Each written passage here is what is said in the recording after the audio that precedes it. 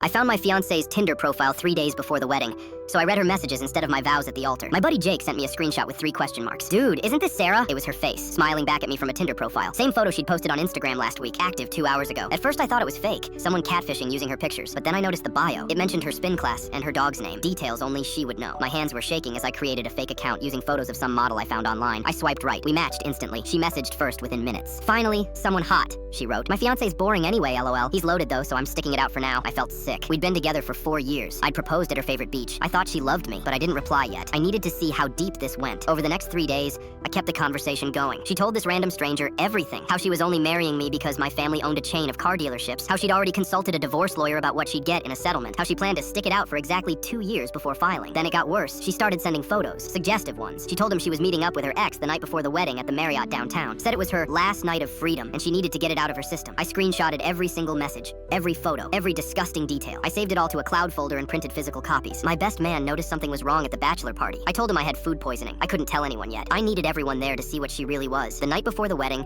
I tracked her phone. Sure enough, she was at the Marriott. She'd told me she was having a girls' night at her maid of honor's place. I sat in my car in that parking lot for 2 hours, just staring at the building. I didn't sleep that night. I just kept reading the messages over and over. Wedding day came. My mom kept asking if I was okay. I told her I was just nervous. My hands wouldn't stop shaking as I got dressed. The venue looked perfect. White roses everywhere. String lights, exactly what she wanted. My parents had spent close to $50,000 on this day. I stood at the altar watching her walk down the aisle. She looked beautiful in that dress. Her dad was crying. Her mom was filming everything on her phone. 200 people were smiling at us. She had no idea what was coming. The officiant started the ceremony. Everything was going normally until he said, "The couple has prepared their own vows." She went first. She talked about how I was her soulmate, how she couldn't wait to spend forever with me, how I made her the happiest woman alive. Every word was a knife. Then it was my turn. I pulled out my phone instead of the note cards everyone was expecting. "I have something special prepared," I told the crowd. Her face lit up. She thought I'd made some romantic video or something. I looked right at her and started reading. Finally, someone hot. My fiance's boring anyway, lol. He's loaded though, so I'm sticking it out for now. Her smile disappeared instantly. The color drained from her face. I kept going. I already talked to a divorce lawyer. 2 years and I'm out with half his money.